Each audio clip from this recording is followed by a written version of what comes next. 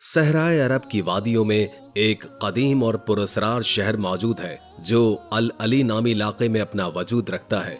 ये हैरान कुन इलाका सदियों तक सहराओं की रेत में पोशीदा रहा, लेकिन आज इस इलाके को यूनेस्को की कदीम सकाफती विरसे का दर्जा हासिल है। दोस्तों, ये अजूबा रोजगार शहर हैगर या अल हजर कहलाता है। यहाँ आपको ऐसे अजीम पहाड़ नजर आते हैं जो इंतहाई महारत से तराश कर इन्हें महलों और घरों का रूप दे दिया गया है। माहिरीन आसार कदीमा का कहना है कि इस कदर सख्त और पथरीली पहाड़ियों में रिहायशी तामीर करना आम इंसानों के बस की बात नहीं। माहिरीन तामीरात को मौजूदा दौर में लाई जदीद तरीन मशीनरी के इस्तेमाल के बाद भी पहाड़ों के अंदर इतनी बारीक बीनी से काम हुआ है कि ये काम एक अमर महाल नजर आता है। मस्कूरा शहर को देखने के बाद ये अंदाजा हो जाता है कि यहाँ कभी रहने वाले लोग इंतहाई ताकतवर और बेहद हुनरमंद रहे होंगे। दोस्तों, ये लोग कौन थे और ये कौन सा मकाम है कि जहाँ वो रहा करते थे? हुजूर अक़दस सल्लल्लाहु अलैहि वसल्लम ने यहाँ जाने और ज्यादा देर कयाम करने से मना क्यों फरमाया है?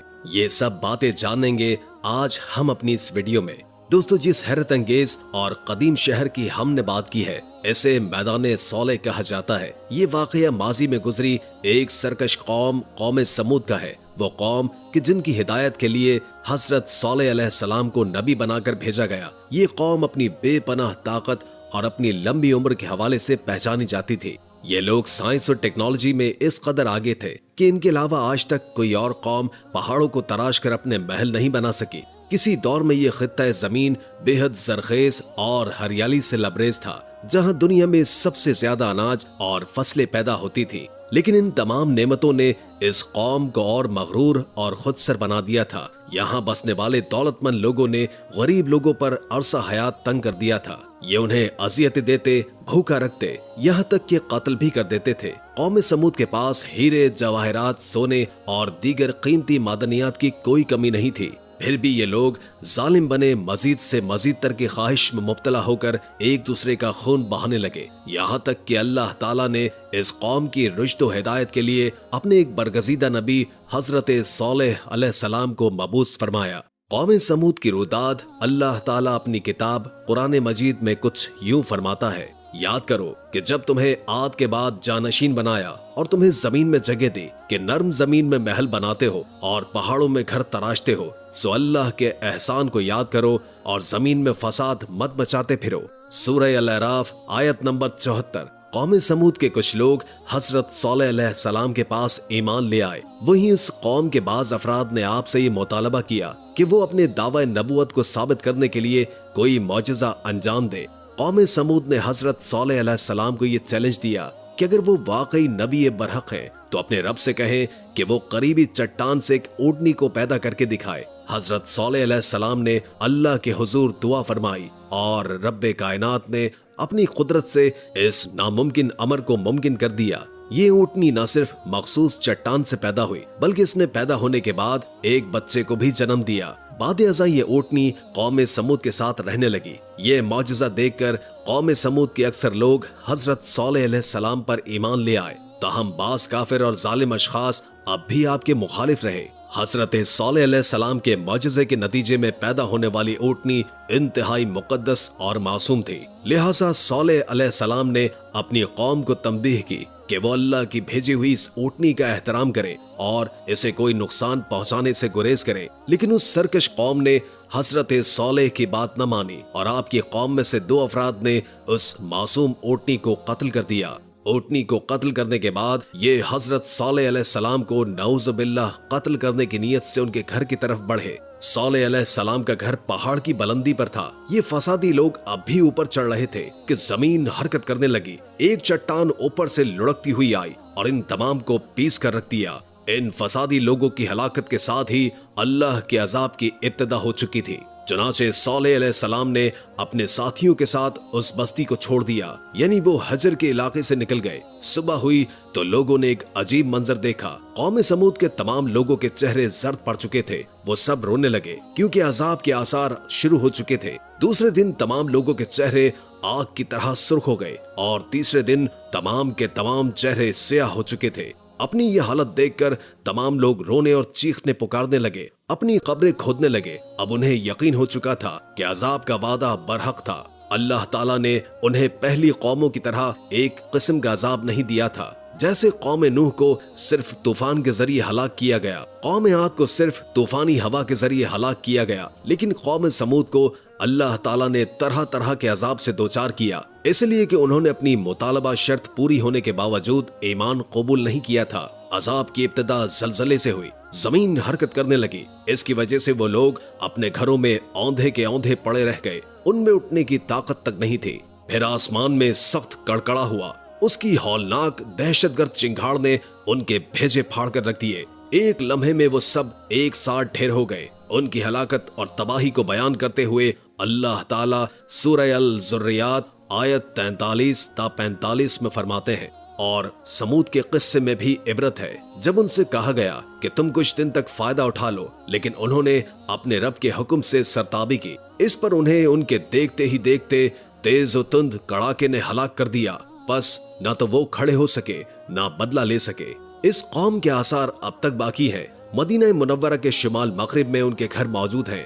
یہ اب علاقہ مدائن صالح کے نام سے مشہور ہے۔ سورہ نمل میں اللہ تعالیٰ فرماتے ہیں، بس یہ ان کے گھر ہیں جو ان کے ظلم کے سبب ویران پڑے ہیں، بے شک اس میں دانش مندوں کے لیے نشانیاں ہیں۔ اللہ تعالیٰ نے ان کے نشانات کو آج تک باقی رکھا ہوا ہے تاکہ بعد میں آنے والوں کو یقین ہو جائے اور کسی قسم کا شک نہ رہے۔ عذاب کے آثار نمودار ہونے پر صالح علیہ السلام نے ان سے فرمایا تھا، اے میری قوم، میں نے تمہیں اپنے پروردگار کا حکم پہنچایا تھا اور میں نے تمہاری خیر خواہی کی، لیکن تم لوگ خیر خواہوں کو پسند نہیں کرتے۔ اس کے بعد صالح علیہ السلام اپنے ساتھیوں کے ساتھ وہاں سے ہجرت کر کے فلسطین آ گئے، وہیں رملہ نامی بستی میں رہنے لگے اور یہیں آپ کی وفات ہوئی۔ نبی کریم صلی اللہ علیہ وآلہ وسلم صحابہ کرام کے ساتھ تبوک تشریف لے گئے تو آپ نے مدائن صالح کے قریب قیام فرمایا۔ صحابہ نے ان کنووں سے پانی لیا جو قوم سمود کے استعمال میں رہے تھے، کچھ برتن بھی وہاں سے لے لیے۔ آپ صلی اللہ علیہ وآلہ وسلم کو جب پتہ چلا تو آپ نے فرمایا، برتنوں کو توڑ دو اور اس پانی کو بہا دو اور اس پانی سے جو کھانا تیار کیا ہے اس کو الٹ دو۔ آپ نے انہیں ان گھروں میں داخل ہونے سے بھی روک دیا جن میں اللہ کا عذاب نازل ہوا تھا۔ آپ علیہ السلام نے فرمایا، میں ڈرتا ہوں تم پر بھی ایسا عذاب نہ آ جائے جیسے ان پر آیا تھا، اس لیے ان کے علاقے میں داخل نہ ہوا کرو، اور اگر داخل ہونا پڑے تو روتے ہوئے داخل ہوا کرو، اور رونا نہ آئے تو رونے جیسی شکل بنا لیا کرو تاکہ تمہارا شمار ظالموں میں نہ ہو۔ اللہ تعالیٰ فرماتے ہیں، آگاہ رہو، قوم سمود نے اپنے رب سے کفر کیا، سن لو ان سمودیوں پر پھٹکار ہے۔ قرآن میں ان کا قصہ 26 سے زائد مرتبہ بیان کیا گیا ہے۔ اس کے بعد لوگ ایمان کی حالت میں امن و چین کی زندگی بسر کرنے لگے، لیکن پھر نئے سرے سے ان میں خرابی پیدا ہوئی۔ شیطان نے پھر اپنا کام کر دکھایا، ان کے دلوں میں وسوسہ ڈالا اور فلسطین کی راہ مصر اور جزیرے کے نواحی علاقوں میں شرک پھیل گیا۔ لوگ ایک بار پھر کفر کی طرف پلٹ پڑے۔ اس پورے قصے میں چند عبرتیں ہیں، آئیں ذرا ان کا بھی ذکر ہو جائے۔ اللہ تعالیٰ کی اونٹنی اگرچہ سیدنا صالح علیہ السلام کی نبوت کا ایک نشان تھی، ان کی سچائی کا ثبوت تھی، لیکن قرآن کریم کی وضاحت یہ ہے کہ وہ قوم سمود کی آزمائش تھی اور وہی ان کی ہلاکت کا نشان ثابت ہوئی۔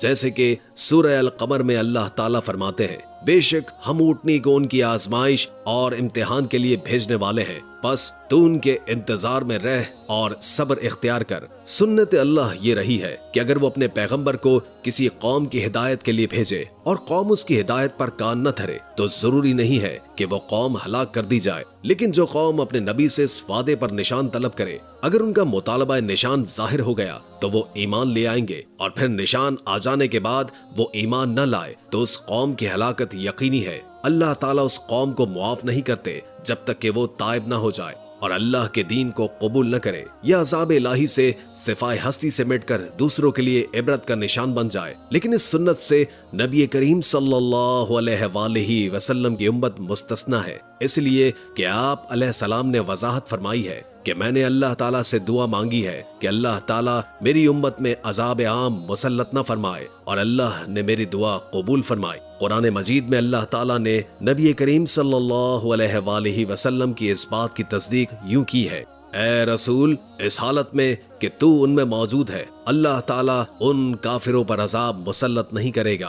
और ये एक खतरनाक गलती है, नफ्स का धोखा है कि इंसान ऐशो इशरत और दुनियावी जाहो जलाल को देखकर ये ख्याल कर बैठे, ये गुमान कर ले कि जिस कौम या फर्द के पास ये सब कुछ मौजूद है वो जरूर अल्लाह ताला के साए में है, और ये कि उनकी ये खुशी ऐशी इस बात की अलामत है कि अल्लाह ताला की खुशनुदी उनके साथ है। ये नफ्स का धोखा है, गलत फहमी है, बल्कि कच फहमी है। कुरान करीम की इस वाक़ये में जगह जगह इस बात की वजाहत है कि बाज़ औक़ात ज्यादा से ज्यादा खुश व ऐशी, ज्यादा से ज्यादा आज़ादी का पेश खैमा साबित होती है। अगरचे कौमों के लिए इसकी मुद्दत चंद माह या चंद साल नहीं, बल्कि घबरा देने वाली मुद्दत ही क्यों न हो, मगर हर किस्म की दुनियावी कामयाबियों और ऐशो इशियों के साथ ये जुल्म, सरकशी और गुरूर किसी कौम का मुस्तकिल शियार बन जाए तो समझ लो कि उसकी तबाही और हलाकत का वक्त करीब आन पहुंचा है। अल्लाह ताला फरमाते हैं, तेरे रब की पकड़ बहुत सख्त है, लेकिन इसके साथ ये बात भी है कि किसी कौम की तमाम तर खराबियों के बावजूद अगर कौम से अक्सर अफराद अल्लाह के शुक्रगुजार हों, उसके बंदों के साथ इंसाफ करने वाले और आपस में नेक नीयत और खैरखाही करने वाले हों, तो बिलाशुबा वो अल्लाह के यहाँ मकबूल बंदे हैं और उन्हीं को दुनिया और आखिरत की कामयाबियों की बशारत है, और उन्हीं के लिए ये दुनियावी ऐश अल्लाह की बेइंतहा नेमतों की अलामत है। उम्मीद है कि आज की वीडियो आपको अच्छी लगी होगी। अगर वीडियो अच्छी लगी हो तो लाइक करके हमारे चैनल को सब्सक्राइब कर दें और कमेंट बॉक्स में कमेंट करके अपनी आरा से भी आगाह करें और बेल आइकॉन को क्लिक कर दें ताकि हमारी नई आने वाली वीडियोस का आपको पता चलता रहे। अगर जिंदगी रही तो एक और वीडियो के साथ इंशाअल्लाह हाजिर होंगे। अभी हमें इजाजत दीजिए। अल्लाह हाफिज।